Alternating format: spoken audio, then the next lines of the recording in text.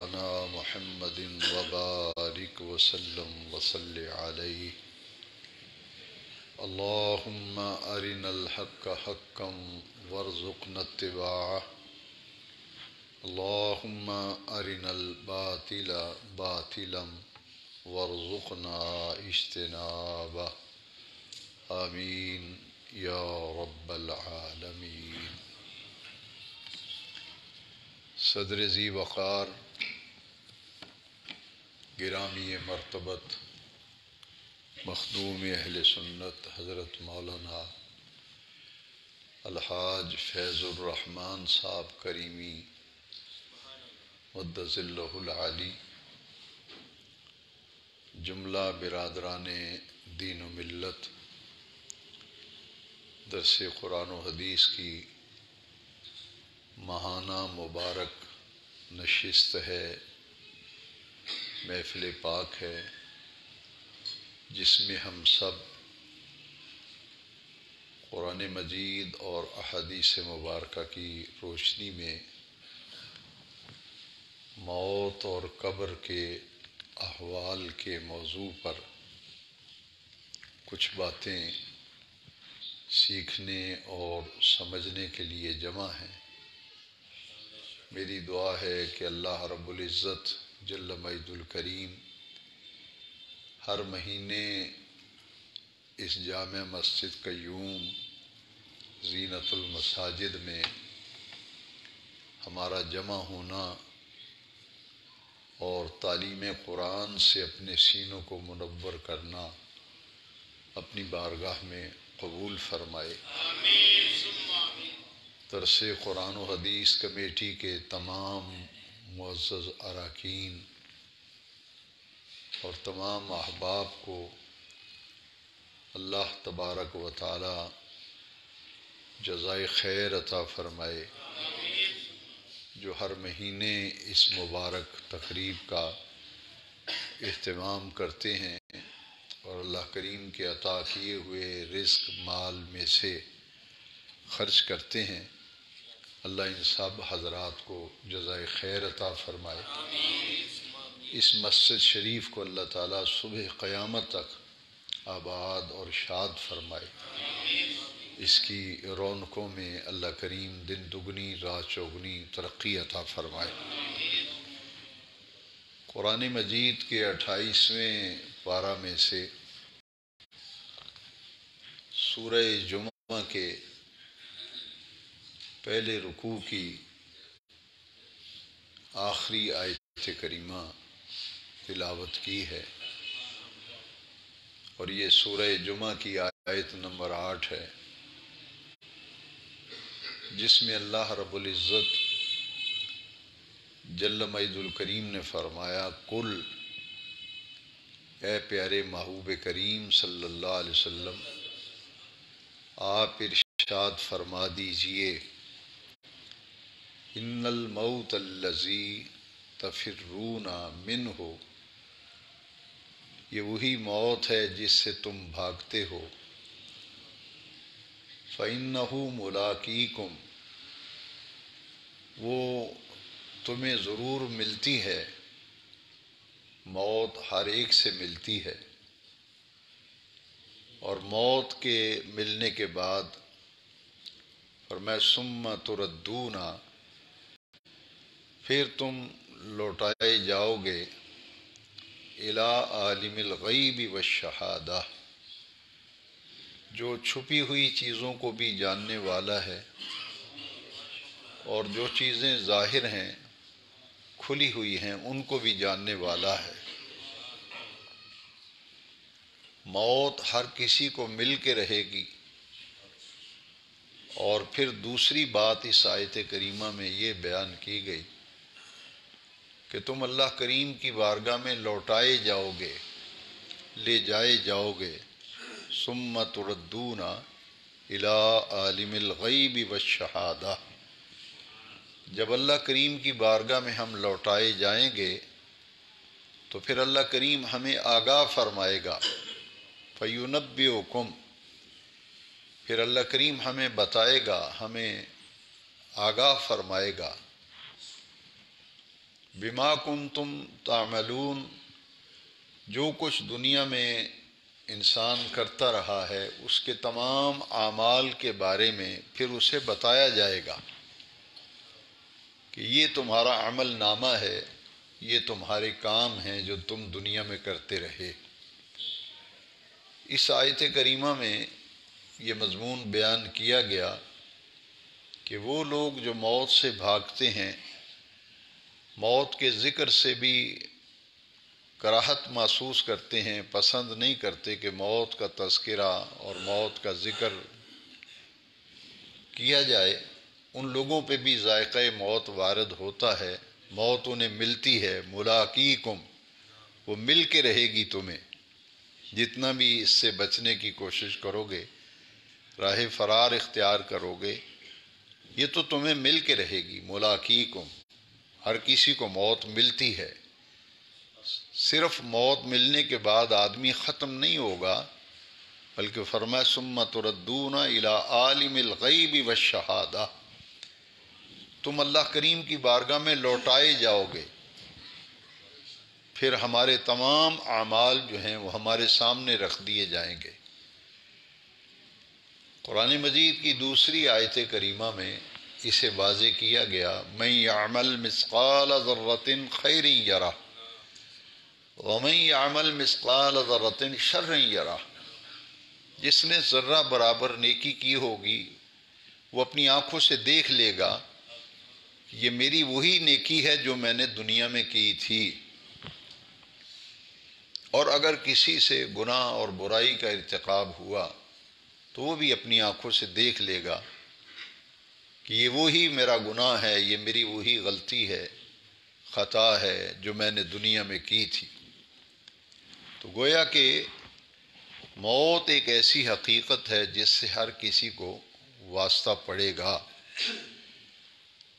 دنیا میں وہ لوگ موجود ہیں جو اللہ کریم کا انکار کرتے ہیں، اللہ کو نہیں مانتے، اللہ پر ایمان نہیں رکھتے۔ ایسے لوگ بھی ہیں جو رسول اللہ صلی اللہ علیہ وسلم کو نہیں مانتے، ان پر ایمان نہیں رکھتے۔ لیکن موت ایک ایسی چیز ہے جس کا انکار کرنے والا کوئی بھی دنیا میں نہیں۔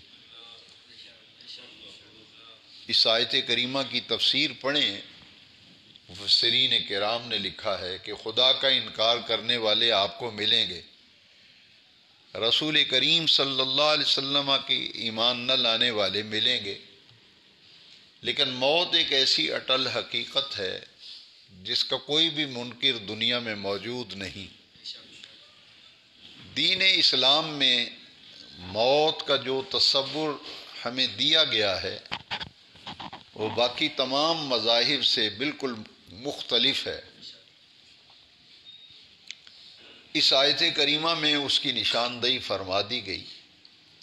دو آیتیں اور میں عرض کروں گا، بلکہ تین آیتیں۔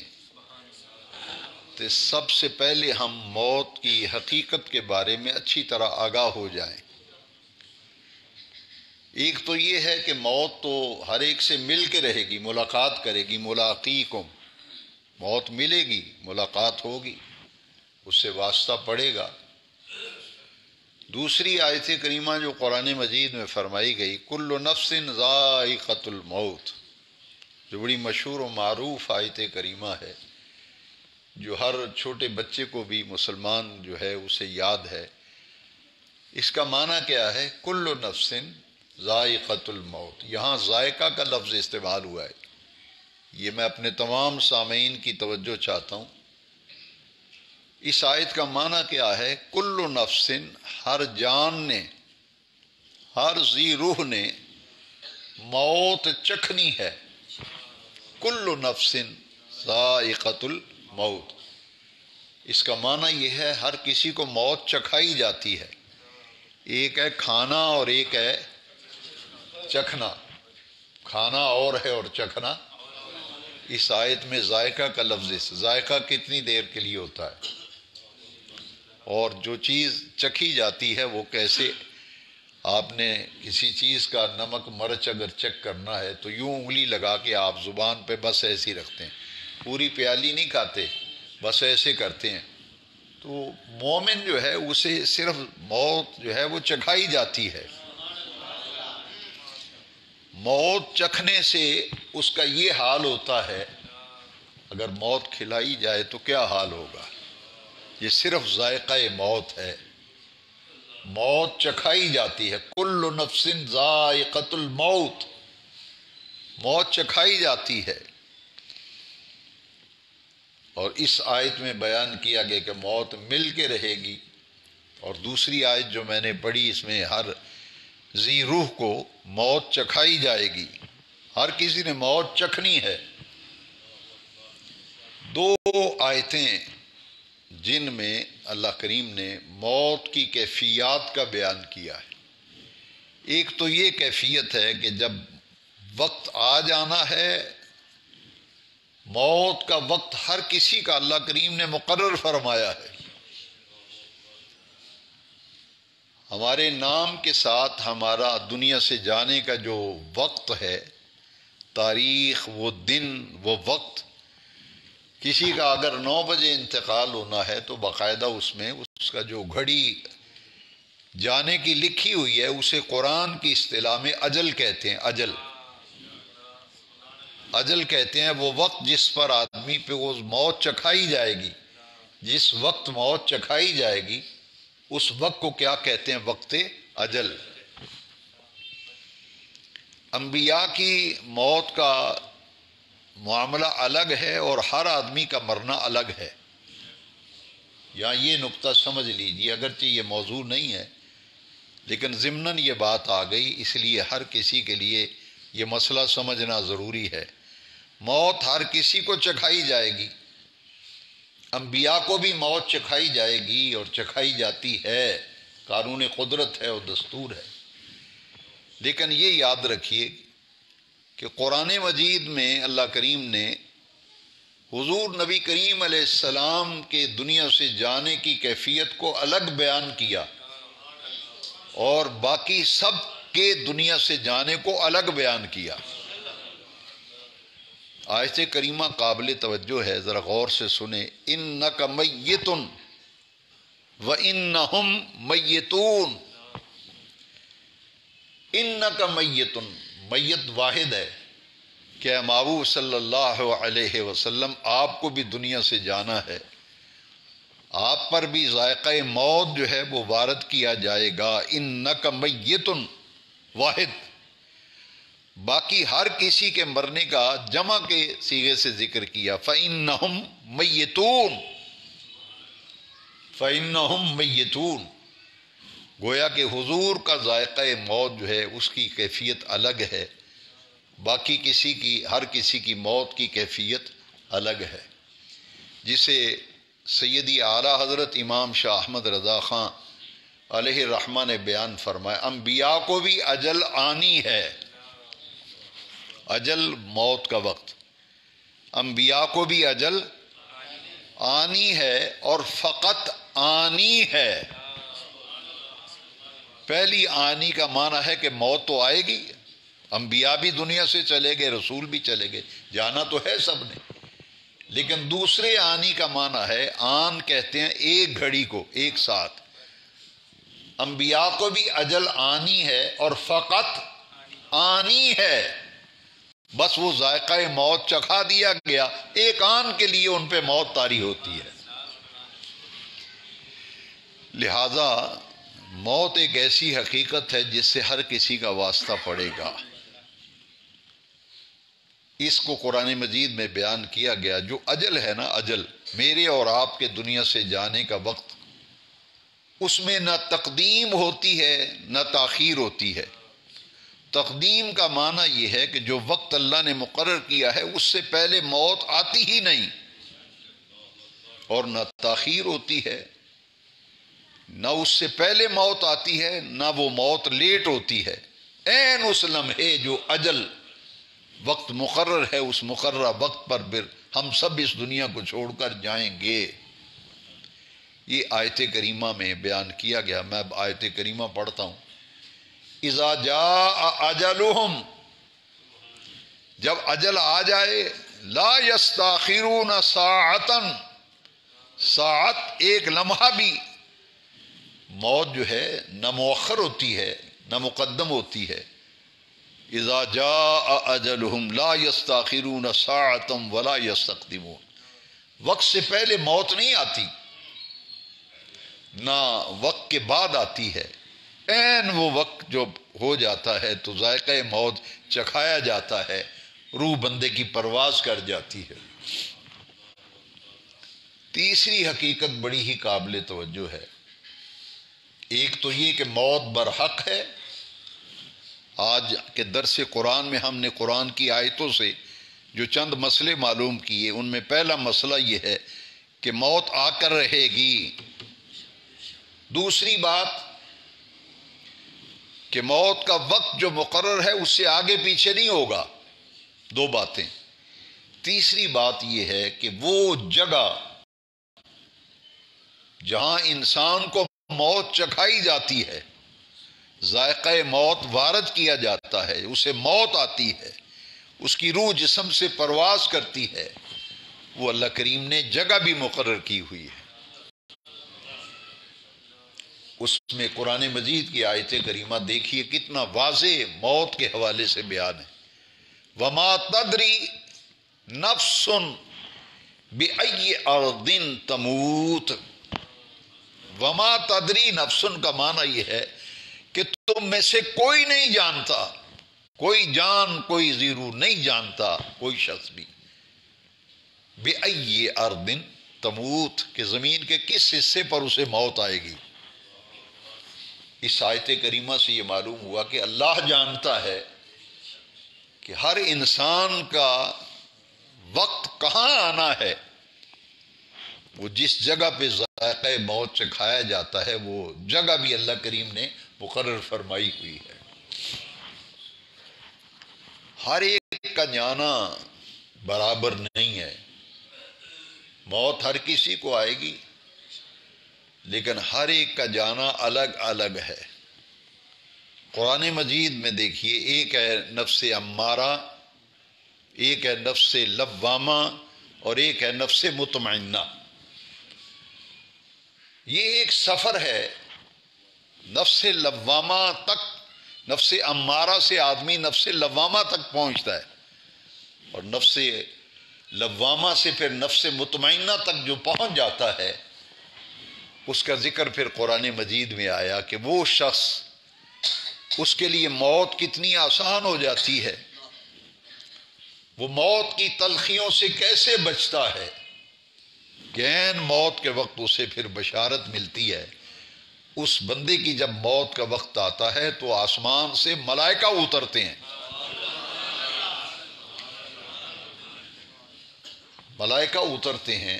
قرآن کی آیت کریمہ سنیے, یا ایتھا النفس المطمئنہ, اے نفس مطمئنہ, ارجعی الی ربک,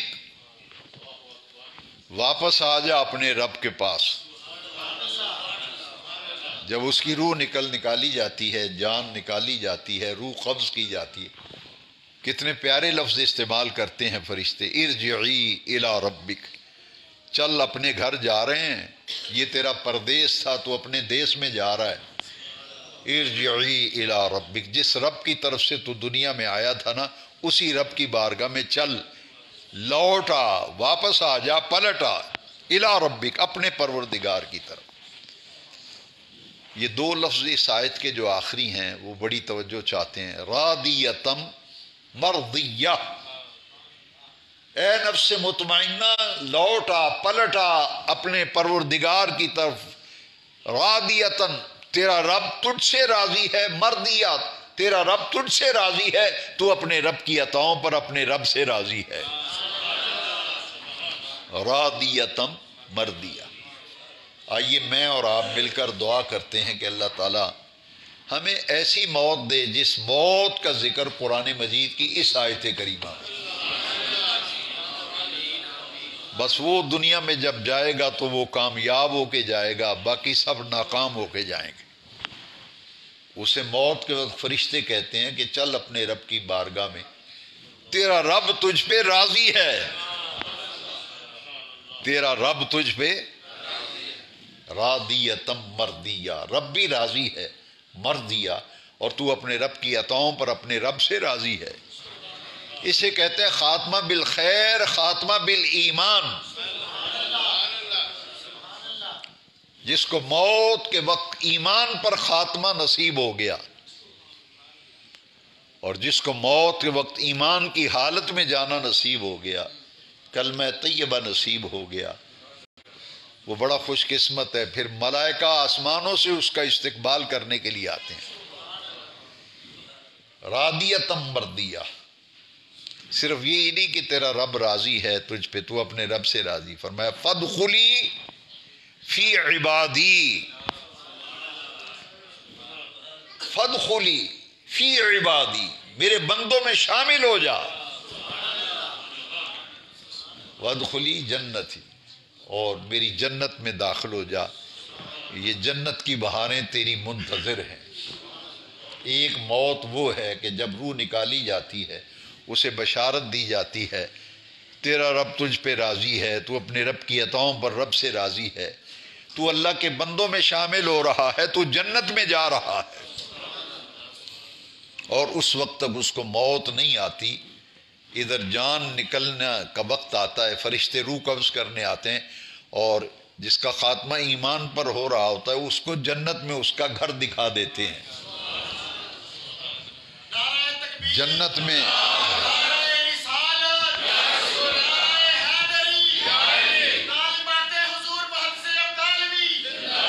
وہ جہاں جنت میں اس کا ٹھکانہ ہوگا وہ اسے دکھا دیا جاتا ہے، یہ تیرا مقام ہے، یہ تیرے ٹھہرنے کی جگہ۔ اور موت کی سختیاں جو ہیں، حضور نبی کریم صلی اللہ علیہ وسلم نے بڑی کثرت سے احادیث میں ذکر ہے، جن کا خلاصہ میں عرض کرتا ہوں۔ بعض لوگوں کی جان اس طرح نکلتی ہے کہ جیسے حدیث شریف میں ہے کہ ایک خاردار کسی ایسا درخت جس کی ٹہنی کانٹوں سے بھری ہوئی ہو، وہ آدمی کے پیٹ میں داخل کی جائے تو اسے باہر کھینچ لیا جائے تو اس کی رگ رگ اور نس نس جو ہے اسے تکلیف ہوتی ہے۔ کئی لوگوں کی جان اس طرح سے نکلتی ہے، اور جو اللہ اور اس کے رسول کے فرما بردار بن کے زندگی گزارتے ہیں، جو صاحب ایمان ہوتے ہیں، جن کے پاس ایمان بھی ہو اور عمل صالح بھی ہو، نیک عمل بھی ہو، ان کی روح اس طرح قبض کی جاتی ہے، جان اس طرح سے نکلتی ہے جیسے مکھن میں سے بال نکالتے ہیں۔ یا حدیث شریف میں ہے کہ پانی کی مشکیزہ، مشک پانی کی بھری ہوئی ہو، اس کا منہ آگے سے کھول دیا جائے تو پانی آسانی سے سارے کا سارا خارج ہو جاتا ہے۔ اسی طرح اس آدمی کی روح نکلتی ہے کہ پتہ ہی نہیں چلتا۔ موت کی تلخیاں اور موت کی سختی سے پناہ مانگنے کا حکم ہے، اسے عالم نزع کہتے ہیں۔ اور آدمی کی روح جب نکلتی ہے تو حدیث شریف میں پاؤں کی طرف سے روح نکلتی ہے۔ جو آدمی فوت ہوتا ہے سب سے پہلے اس کی پاؤں بے جان ہوتے ہیں، پھر ٹانگیں بے جان ہوتی ہیں، اور پھر جب روح نکلتی ہے تو آہستہ آہستہ پھر اوپر کی طرف۔ کئی ایسے لوگ ہیں کہ ان کے سینے پہ آ کے روح اور دم جو ہے وہ رک جاتا ہے۔ اس لیے حدیث شریف میں ہے کہ اپنے فوت ہونے والوں کے پاس سورہ یاسین شریف کی تلاوت کرو۔ جس آدمی پہ نزع کا عالم طاری ہو، آثار نظر آ جاتے ہیں، موت کے احوال و آثار جب نظر آنے لگیں تو حدیث شریف میں ہے کہ اپنے فوت ہونے والوں کے پاس جب تم سورہ یاسین شریف پڑھو گے تو اس سورہ یاسین کی تلاوت کی برکت سے موت کے وقت اس کے لیے آسانی کر دی جائے گی۔ موت کی تلخیوں سے بندہ بچ جائے گا، اس کی روح آسانی سے نکل جائے گی۔ کئی لوگوں کا دم جو ہے نا وہ سینے پہ کئی دن تک رکا رہتا ہے، آدھی روح باہر ہے آدھی اندر ہے، بڑی تکلیف محسوس کرتے ہیں۔ وہاں پھر سورہ یاسین شریف، اور سیدی اعلیٰ حضرت نے اپنے آخری وقت میں وصیت کی تھی کہ سورہ رعد بھی پڑھی جائے۔ سورہ یاسین اور سورہ رعد کی آپ پر جب نزع کی کیفیت تھی تو آپ نے حکم فرمایا تھا کہ سورہ یاسین پڑھو اور سورہ رعد کی تلاوت کرو۔ تو مؤذن نے جب حی علی الفلاح پڑھا، جمعے کا دن تھا، اذان مسجد میں جمعے کی شروع ہوئی، حی علی الفلاح جب مؤذن نے کہا تو اعلیٰ حضرت امام احمد رضا کی روح پرواز کر گئی۔ تو آپ کے وصال کے وقت سورہ یاسین اور سورہ رعد جو ہے وہ پڑھی گئی۔ لہٰذا موت کی سختی اور تلخی جو ہے اس سے پناہ مانگنی چاہیے۔ دو چیزیں ایسی ہیں اس ساری گفتگو کے بعد، اب میں ایک حدیث شریف آپ کو سنانا چاہتا ہوں۔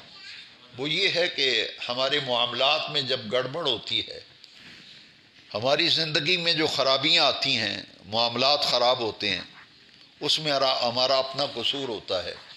ہمارے کچھ اعمال ایسے ہوتے ہیں، کچھ باتیں ایسی ہوتی ہیں جن کی وجہ سے ہمیں ان کا سامنا کرنا پڑتا ہے۔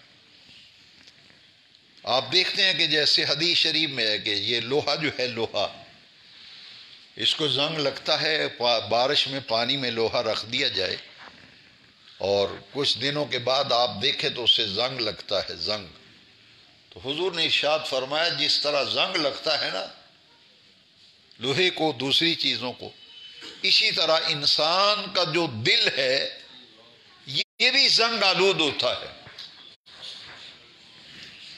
جب کہیں زندگی کی گاڑی میں خرابی محسوس ہو تو ایک آدمی کہتا ہے میرا نماز میں دل ہی نہیں لگتا، میرا نماز پڑھنے کو جی نہیں چاہتا، مسجد میں جانے کو ہی دل نہیں کرتا، قرآن شریف پڑھنے کو دل نہیں کرتا۔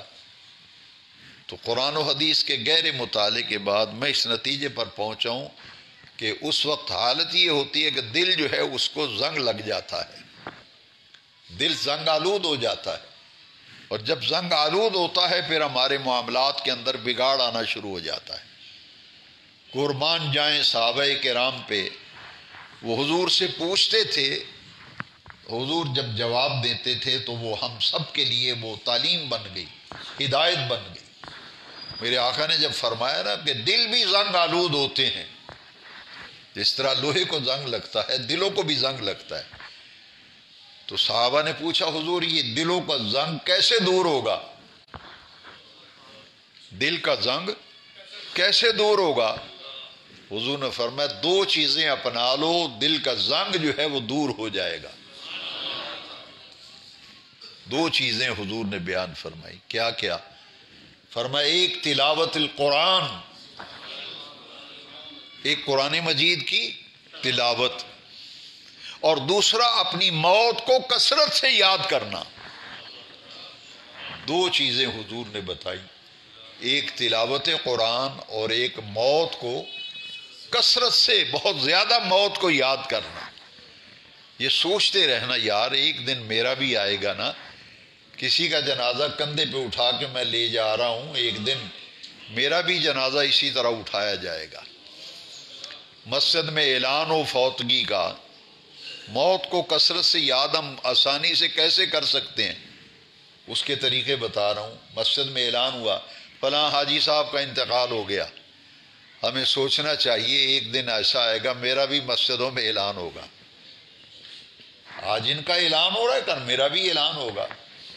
آج ان کا جنازہ بازار میں سے گزر رہا ہے، کل میرا جنازہ بھی گزرے گا۔ اور کسی کو قبر میں اتارا جا رہا ہو تو میں اور آپ سوچیں کہ آج ہمارا دینی بھائی، اس کے لیے ہم نے قبر کھودی ہے، اپنے ہاتھوں سے اپنے پیاروں کو قبر میں اتار رہے ہیں، تو ایک وقت ایسا آئے گا کہ مجھے بھی میرے پیارے اپنے ہاتھوں سے قبر میں اتاریں گے۔ یہ ہے کثرت سے موت کو یاد کرنا۔ دو چیزوں سے دلوں کا زنگ دور ہوتا ہے، حضور نبی کریم صلی اللہ علیہ وسلم کی حدیث، ایک قرآن مجید کی تلاوت اور ایک موت کو کثرت سے یاد کرنا۔ یہاں مجھے ایک حدیث یاد آ گئی کہ حضور نے فرمایا ہر آدمی کی قبر اسے ایک دن میں 5 مرتبہ یاد کرتی ہے۔ کتنی مرتبہ؟ ہر ایک آدمی کی موت الگ الگ ہے، ہر ایک کی موت اور ہر ایک کی قبر، جہاں اس حدیث میں آیا ہے کہ ہر آدمی کی قبر اسے ایک دن میں 5 مرتبہ ہے۔ قبر سے مراد یہاں یہ ہے کہ جہاں آپ نے دفن ہونا ہے، میں نے دفن ہونا ہے، ہم میں سے جو کوئی جہاں جہاں دفن ہوگا، جہاں ہماری تدفین ہوگی، جہاں ہماری قبر ہوگی، ہماری قبر ہم سب کو ایک دن میں 5 مرتبہ یاد کرتی ہے۔ یہاں ایک سوال پیدا ہوتا ہے کہ میں نے کتنی مرتبہ اپنی قبر کو دن میں یاد کیا، پوری عمر میں کتنی مرتبہ یاد کیا، ہم کتنی مرتبہ اپنی موت کو یاد کرتے ہیں؟ موت کیا کہتی ہے؟ حدیث شریف میں ہے، موت کہتی ہے، قبر کہتی ہے، قبر 5 دن میں 5 مرتبہ یاد کرتی، قبر کہتی ہے آنا بیت التراب، میں مٹی کا گھر ہوں، میرے پاس آنا ہے تو تیاری کر کے آ۔ آنا بیت وحشیہ، میں ڈرونا گھر ہوں، تنہائی کا گھر ہوں، میں تاریک گھر ہوں، میرے پاس آنا ہے تو خالی ہاتھ نہ آ، کچھ اپنا انتظام کر کے آ۔ قبر میں اندھیرا بھی ہوگا، قبر میں تنہائی بھی ہوگی، وحشت بھی ہوگی، خوف بھی ہوگا، قبر کا مونس و غمخوار بھی چاہیے۔ میں نے پچھلے ایک درس میں عرض کیا تھا کہ امام یافی فرماتے ہیں جب میں نے پڑھی یہ حدیث کہ ہر آدمی کی قبر ایک دن میں 5 مرتبہ یاد کرتی، قبر کہتی ہے میں اندھیرا گھر ہوں، اپنی روشنی لے کر آنا، میں تنہائی کا گھر ہوں، کو مونس لے کر کے آنا۔ فرماتے ہیں میں تلاش میں نکلا کہ قبر کہتی روشنی لے کر کے آ، تو قبر کی روشنی کہاں سے ملے گی؟ قبر کی روشنی کو ڈھونڈنے نکلا۔ فرماتے فوجدت فی تلاوت القرآن، میں نے قبر کی روشنی کو قرآن کی تلاوت میں پایا۔ یعنی جو بندہ قرآن مجید کی تلاوت کرتا ہے اس کی قبر میں روشنی ہوگی، اجالا ہوگا۔ اور قبر کی تنہائی کیسے دور ہوگی، قبر کا خوف اور وحشت کیسے دور ہوگا؟ 3 چیزوں کا علاج کیا ہے؟ فرماتے ہیں باقی 3 چیزوں کی تلاش میں نکلا۔ فرماتے ہیں فوجدت فی صلاۃ اللیل، قبر کا خوف، قبر کی تنہائی اور قبر کی وحشت کو میں نے رات کے وقت نماز پڑھنے میں پایا۔ رات کی نماز، جب ساری دنیا سوئی ہوئی ہو اس وقت اٹھ کر جو 2 رکعت نماز پڑھ لیتا ہے، جسے تہجد بھی کہتے ہیں، نفل بھی کہتے ہیں، 2 رکعت بھی اگر آپ نے کسی نے رات کے وقت پڑھ لیے، یہ ایسا عمل ہے رات کے وقت نماز پڑھنے کا کہ اس کو قبر کے اندر خوف نہیں ہوگا، قبر کے اندر تنہائی کا احساس نہیں ہوگا، قبر کی وحشت نہیں ہوگی۔ تو 2 عمل، ایک رات کی نماز اور ایک قرآن مجید کی تلاوت، 2 چیزوں کا ذکر آیا۔ موت اور قبر کے حوالے سے میں نے یہ جو حدیثیں سنائی ہیں ان کا تعلق ہماری دنیا کی زندگی سے بھی ہے کہ دنیا کے معاملات میں جہاں جہاں رکاوٹ آتی ہے اس کا علاج سرکار نے فرمایا کہ دل کا زنگ دور ہوتا ہے قرآن مجید کی تلاوت سے اور موت کو یاد کرنے سے۔ اس لیے موت کی فکر کرنا اور قبر اور آخرت کی فکر کرنا یہ ایمان کا تقاضا ہے۔ دین آپ سے اور مجھ سے مطالبہ کرتا ہے کہ جب ہم نے کلمہ شریف پڑھا ہے، مسلمان کہلاتے ہیں، تو ہمارا دین ہمارے اوپر ایک ذمہ داری ڈالتا ہے۔ وہ ذمہ داری کیا ہے کہ یہ دنیا میں سدا نہیں رہنا، تمہارے باپ دادا چلے گئے تم بھی جاؤ گے، تو جہاں جانا ہے وہاں کے لیے بھی کچھ تیاری کی ہے یا نہیں کی؟ دین یہ کہتا ہے کہ اس کے لیے بھی تیاری کرو جہاں مرنے کے بعد جا کر کے رہنا ہے۔ حاضرین محترم، نبی کریم رؤوف الرحیم صلی اللہ تعالی علیہ وبارک وسلم، دیکھیے موت کے حوالے سے ہم نے کچھ باتیں دین کی سیکھیں اور سمجھیں۔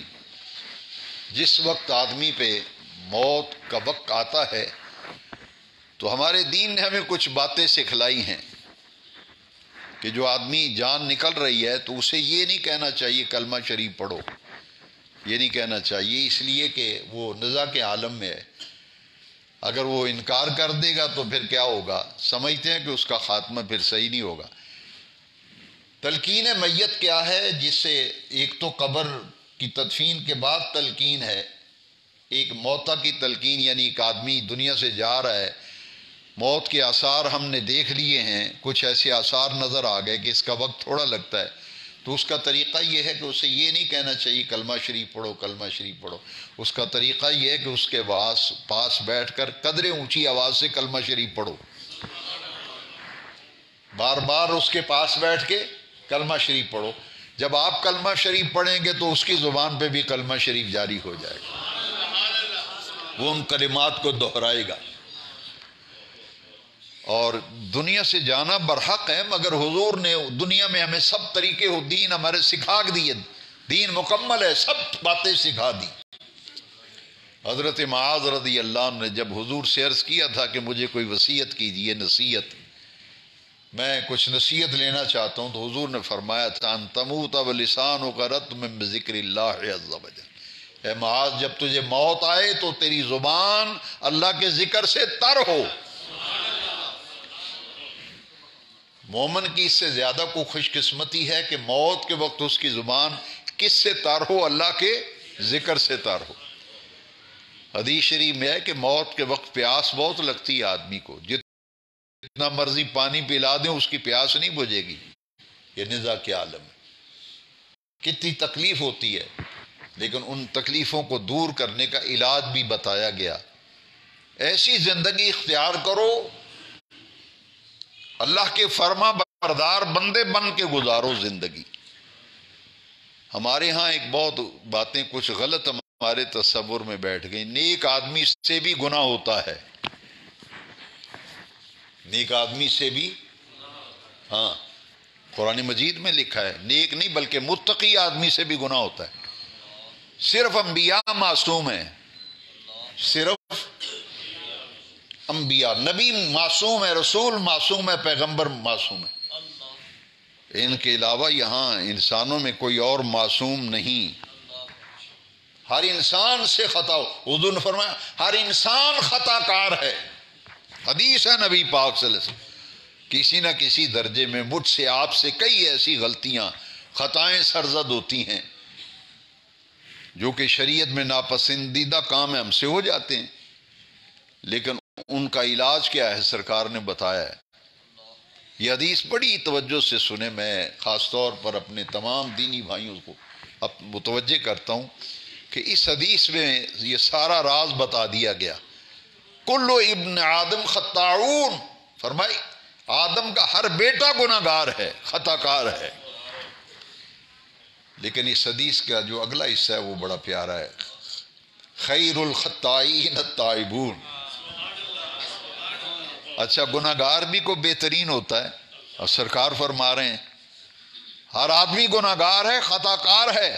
فرمایا بہترین خطا کار وہ ہے جس کو توبہ کی توفیق مل جائے. تو میں اور آپ ہی غافل ہیں یار، میں اور آپ ہی غافل ہیں. غلطیاں ہم سب سے ہوتی ہیں، کوئی مبرہ نہیں ہے، کوئی مبرہ نہیں ہے، ہر انسان سے غلطیاں ہوتی ہیں. لیکن قرآن نے بتایا کہ جب متقی اور نیک آدمی سے غلطی و گناہ ہوتا ہے تو چھوٹے گناہ ہوئے ہیں، نبی پاک نے فرمایا یہ نماز اس نماز تک تمام گناہوں کا کفارہ بن گئی. کرو اپنے رب کی بارگاہ میں سچے دل سے توبہ کرو. اس کے لیے یہ استغفار کے لفظ جو ہیں مختلف الفاظ ہیں جو حدیث کے اندر ہیں. استغفر اللہ ربی من کل ذنب واتوب الیہ، کثرت سے پڑھنا چاہیے. حضور نے فرمایا میں ایک دن میں 70 سے زیادہ مرتبہ استغفار کرتا ہوں. اس سے ساتھ ساتھ گناہوں کی معافی ملتی رہتی ہے، توبہ بھی قبول ہوتی رہتی ہے. یہ تو تفصیلی لفظ ہیں نا، استغفر اللہ ربی من کل ذنب واتوب الیہ. اگر کوئی صرف اتنا پڑھ لے استغفر اللہ تو یہ بھی استغفار ہے. ایک حدیث میں لفظ ہے استغفر اللہ ربی، بس اتنے لفظ ہیں استغفر اللہ ربی. اور ایک حدیث میں صرف اتنے لفظ ہیں استغفر اللہ العظیم. تو گناہوں کی معافی مانگتے رہنا چاہیے تاکہ ساتھ ساتھ کھاتے کلیئر ہوتے رہیں. اور تیسرا کلمہ اس کے لیے لاجواب شے ہے، خاتمہ بالخیر اور خاتمہ بالایمان کے لیے ہر نماز کے اندر مسواک کا استعمال ہر وضو کے اندر مسواک کا استعمال. جو بھی نماز پڑھنے کے لیے تیاری کریں تو ہر وضو کے اندر مسواک کا استعمال کریں. اسی لیے بزرگوں نے مسواک کا قائم مقام یہ شہادت کی انگلی کو رکھا ہے کہ وضو کرتے وقت کم از کم انگلی سے دانت صاف کریں. یہ دانتوں کی صفائی اور منہ کی صفائی جو ہے یہ موت کے وقت اتنا بڑا فائدہ ہے کہ اس چھوٹے سے عمل کی وجہ سے موت کے وقت کلمہ طیبہ نصیب ہوتا ہے.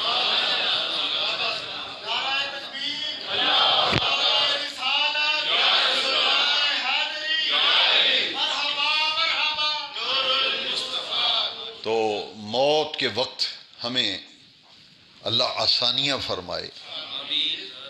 وہ تفصیلی موضوع ہے کہ وہ کون کون سے عمل ہیں جس کی وجہ سے موت کے وقت پریشانی ہوتی ہے جب جان نکلتی. ان میں سے ایک دو عمل بتا دیتا ہوں.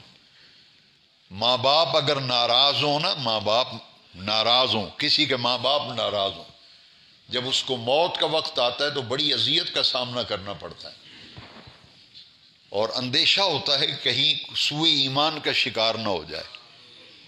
اس لیے ماں باپ کو راضی رکھنا، ان کی رضا میں اللہ کی رضا ہے، ان کی ناراضگی میں اللہ کی ناراضگی ہے. کسی کو دکھ اور تکلیف نہ دینا، کسی کو اذیت نہ دینا، بے ضرر ہونا. مسلمان ہوتا ہی بے ضرر ہے. یہ ہماری بدقسمتی ہے، ہم نے تو دین کو سمجھنا چھوڑ دیا ہے. حضور نے فرمایا المسلم من سلم المسلمون من لسانہ ویدہ. حقیقی معنوں میں مسلمان وہ ہے جو نہ ہاتھ سے کسی کو تکلیف دیتا ہے نہ زبان سے تکلیف دیتا ہے. بے ضرر بن جاؤ، کسی کے لیے تکلیف کا باعث نہ بنو، نرم ہو جاؤ، نرم.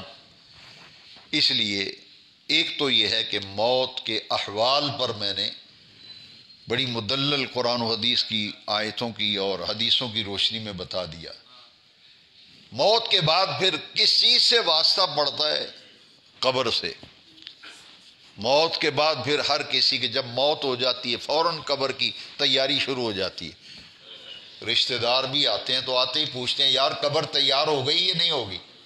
کسی کی فوتگی کا اعلان ہوتا ہے، اب جنازے پہ جاتے ہیں تو جنازے میں لوگ جا بھی رہے ہیں، پوچھتے ہیں یار قبر تیار ہو گئی یا نہیں ہو گئی. موت کے بعد ہمارا قبر سے واسطہ پڑے گا. قرآن مجید میں جو فرمایا گیا الہاکم التکاثر حتی زرتم المقابر. دنیا کمانے میں اور آپ ہم سب اسی چکر میں، اسی دھندے میں ہر کوئی پھنسا ہوا ہے.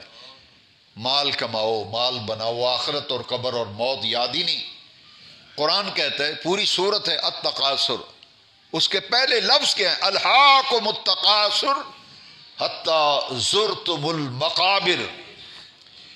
یہ مال کی کثرت اور مال کمانے کی رغبت میں اتنا پھنس گئے کہ آخرت اور قبر کو بھول بیٹھے. مال کماتے کماتے کیا ہوا؟ حتی زرتم المقابر، ہم اپنی قبروں میں پہنچ جائیں گے. پھر قبروں میں پہنچیں گے سب، اس وقت کا پچھتاوا کسی کام نہیں. جانا ہے قبر میں. حضور نے فرمایا اذا وضع العبد فی قبرہ، قبر بڑی کٹھن منزل ہے. وہ فرمایا جب بندہ قبر میں رکھا جاتا ہے، ہم دفناتے ہیں فجاء ملکان، دو فرشتے قبر میں آ جاتے ہیں. ہم میت کو قبر میں لٹاتے ہیں، وہ دو فرشتے آ کر اسے اٹھا کر بٹھاتے ہیں. جسے لٹایا تھا فرشتے اٹھا کر بٹھاتے ہیں. قبر والا بیٹھ جاتا ہے، مرد ہو عورت ہو کوئی ہو. پوچھتے ہیں من ربک، تیرا رب کون ہے؟ ما دینک، تیرا دین کیا ہے؟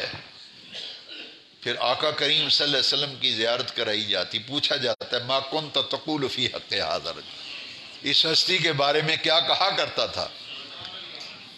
جو صاحب ایمان ہوتا ہے، جس کا خاتمہ ایمان پر ہوتا ہے، وہ فوراً جواب دے گا من ربک، تیرا رب کون ہے؟ جواب دے گا ربی اللہ، میرا رب اللہ ہے.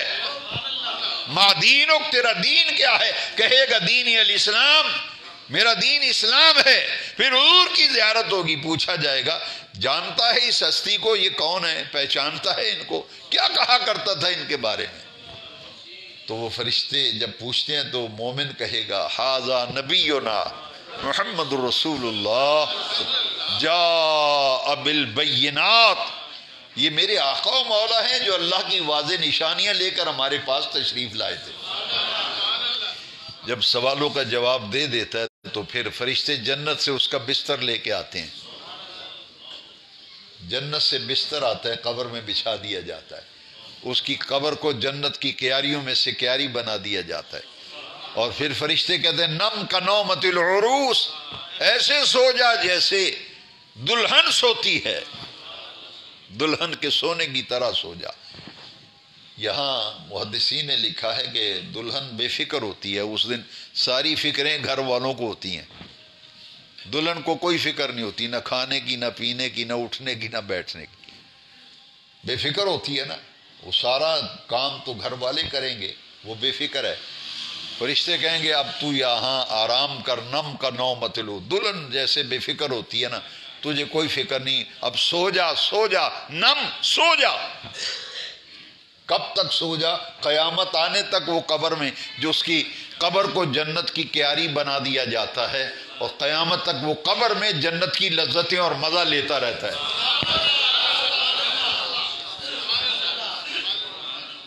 قبر کے احوال کے بارے میں چند حدیثیں میں سناؤں گا۔ القبر روضۃ من ریاض الجنہ او حفرۃ من حفر النیران، قبر یا جنت کی کیاریوں میں سے کیاری بن جاتی ہے یا دوزخ کے گڑھوں میں سے گڑھا بن جاتی ہے۔ تو صاحب ایمان جو ہوگا اس کی قبر تو جنت کی کیاریوں میں سے کیاری بن جائے گی۔ نماز، روزہ، تلاوت قرآن نیک عمل کا فائدہ ہے۔ جب اور ایک سوال کا جواب دینے والا کیا کہے گا؟ من ربک، حدیث شریف میں وہ کہے گا ہا ہا ہا ہا لا ادری، حدیث شریف ہے، وہ کہے گا ہائے ہائے مجھے نہیں پتا میرا رب کون ہے۔ پوچھا جائے گا ما دینک، کہے گا ہا ہا لا ادری، مجھے نہیں پتا میرا دین کیا ہے، مجھے نہیں پتا میرا رب کون ہے۔ جب حضور کی زیارت کرائی جائے گی، پوچھا جائے گا جانتا اور پہچانتا ہے اس ہستی پاک کے بارے میں دنیا میں کیا کہا کرتا تھا؟ وہ کہے گا ہاں ہاں لا ادری، مجھے نہیں پتا یہ کون ہے۔ اب حدیث شریف میں پھر فرشتے اس پر عذاب مسلط کریں گے، اس کی قبر کو دوزخ کے گڑھوں میں سے گڑھا بنا دیا جاتا ہے، اور عذاب قبر کی کیفیات اس پر میں ایک حدیث بڑے توجہ سے سنیے کہ کئی لوگ عذاب قبر کے بارے میں معاذ اللہ شکوک و شبہات کا شکار ہیں۔ اس حدیث کو سننے کے بعد ہر قسم کا شک و شبہ رفع ہو جاتا ہے، دور ہو جاتا ہے۔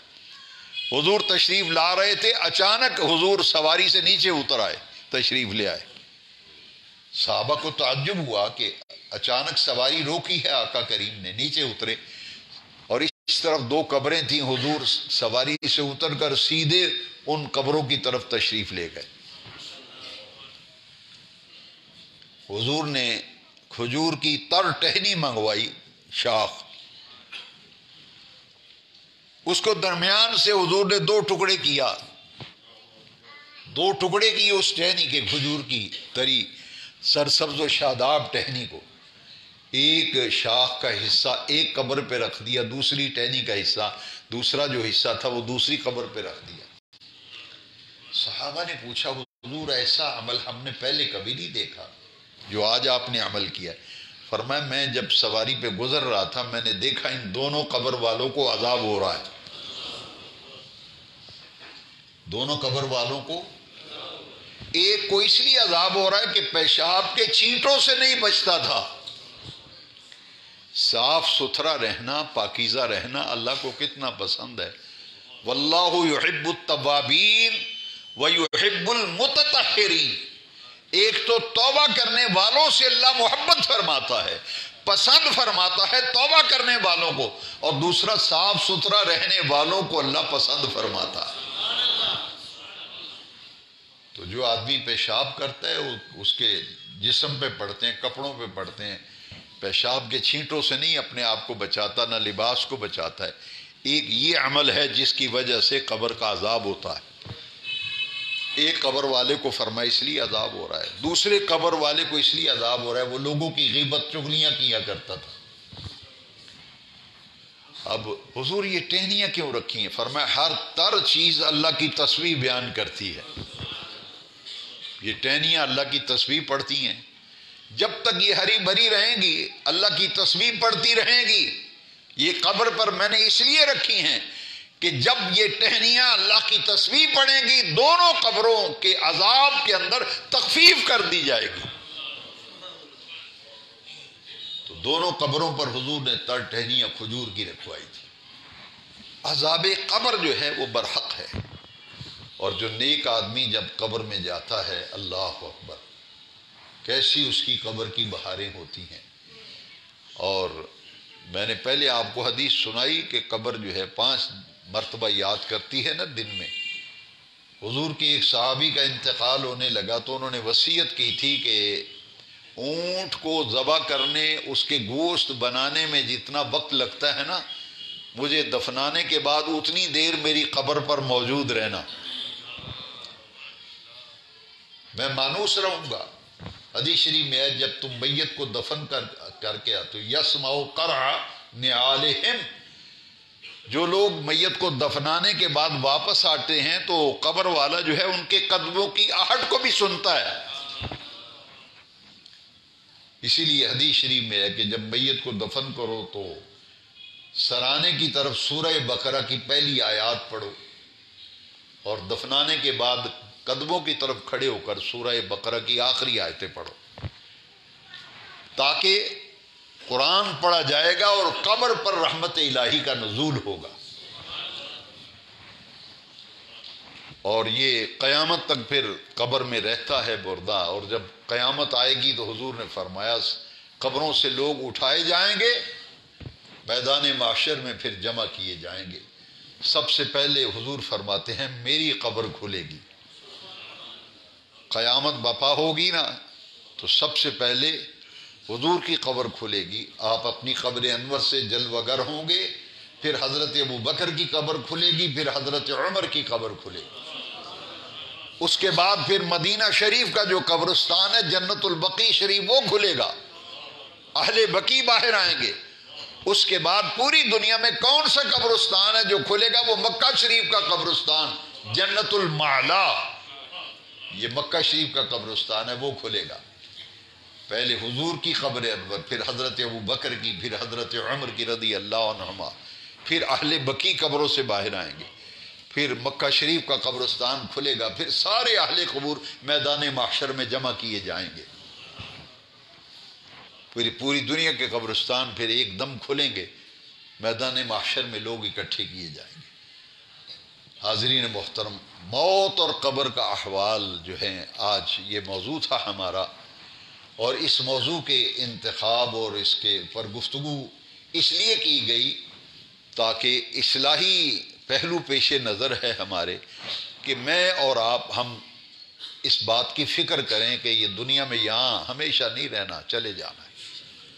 موت کا انتظار جو ہے بھی ہمیں ہر وقت رہنا چاہیے. سیانے آدمی پتہ کیا کہتے تھے؟ کہتے تھے گاہک اور موت کا کوئی پتہ نہیں کس وقت آ جائے.